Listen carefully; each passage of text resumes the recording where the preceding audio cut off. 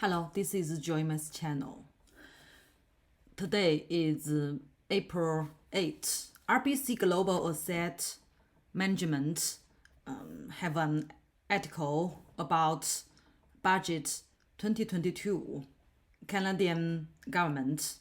As the economic effects of the pandemic fade, the Canadian government is trying to navigate a fine line between delivering on spending commitments made during the election and to the NDP, while reining in the extraordinary outlays that were introduced in the heart of the pandemic. This year's budget focuses on support for housing and defense, delivers a much anticipated dental care plan, and shifts the trajectory of fiscal policy toward normalization. The 2022 fiscal plan is a less expensive budget than expected for the first year following the re-election of the liberal government, while delivering on key promises. It also demonstrates some commitment to returning spending back towards pre-pandemic norms, with major new spending initiatives worth $31 billion over the next 5 years. The near-term focus is on improving affordability while largely avoiding addressing the longer-term structural issues that weigh on growth. New initiatives include 1. A widely expected commitment on the dental care program targeted toward those earning less than $90,000 per year.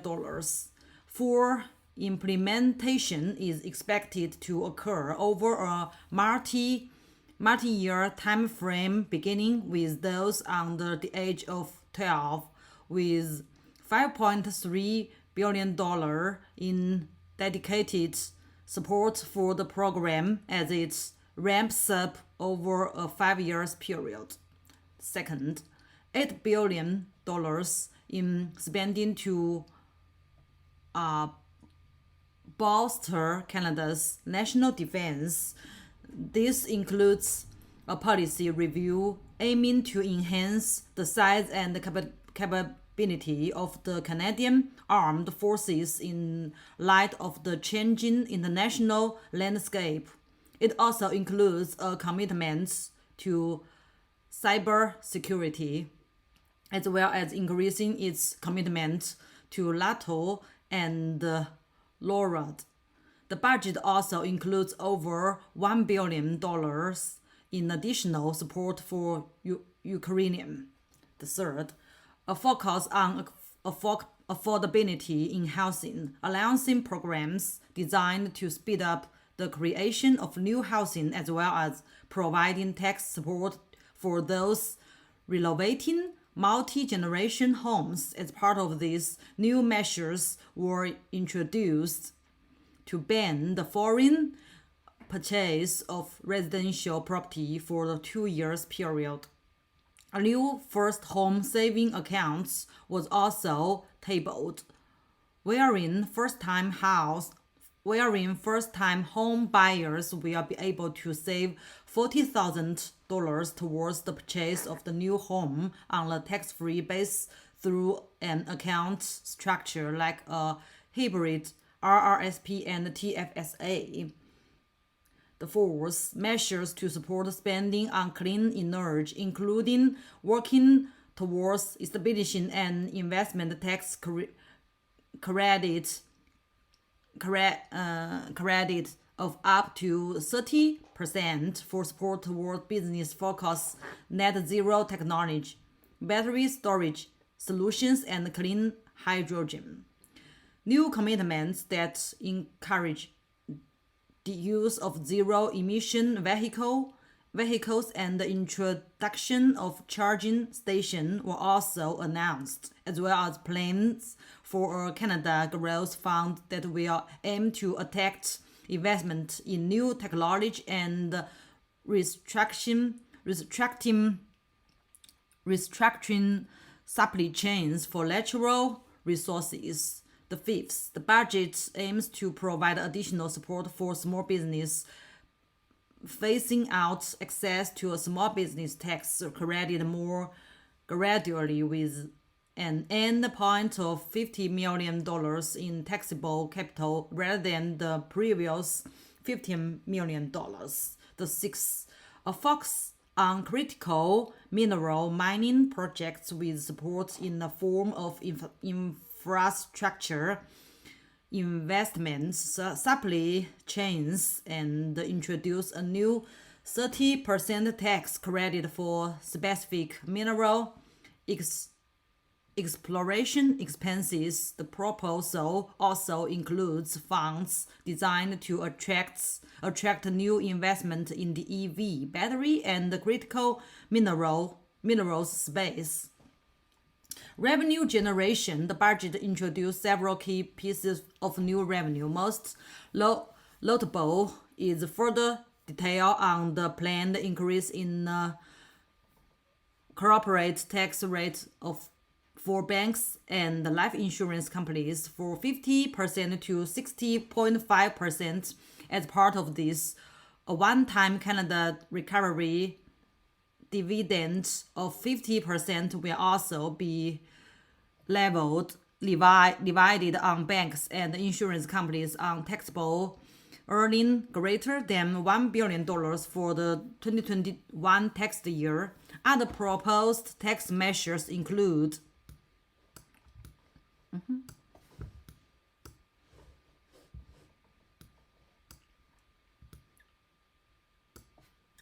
The budget introduced several key pieces of new revenue. Most notable is further detail on the planned increase in corporate tax rate for banks and life insurance companies. Other proposed tax measures include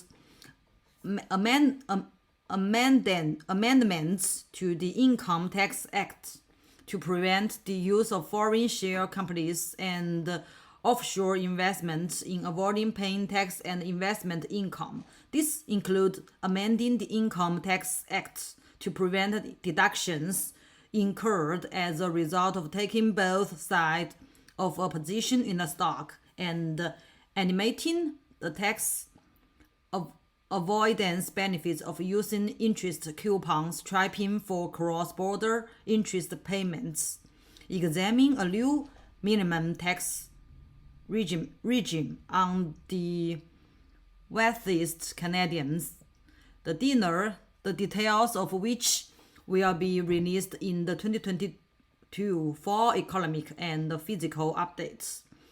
Examination of previously announced spending plans in light of a stronger than anticipated economy recovery in order to find $6 billion in future savings. Economic implications. The proposed new spending will cost an additional $31 billion over 5 years, which amounts to 1 to 2% of GDP. This is a substantially smaller increase than the previous pandemic era budgets. Though, unlike during the pandemic, there is no sudden need for new physical support, while many of the measures have considerable individual merits. Any additional government spending risks raising inflation even higher and overheating the economy in a fashion that necessitated additional monetary tightening, raising the risk of a later recession. Physical considerations. The budget now projects that the deficit will shrink to $115 billion in 2022, down $31 billion from initial estimated due primarily primarily to faster than expected economic growth and increased revenues.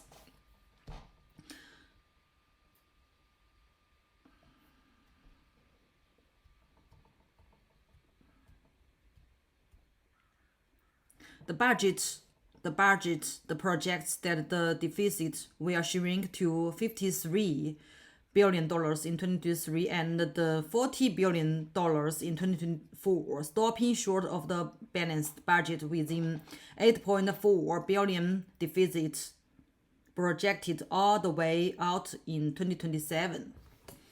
The federal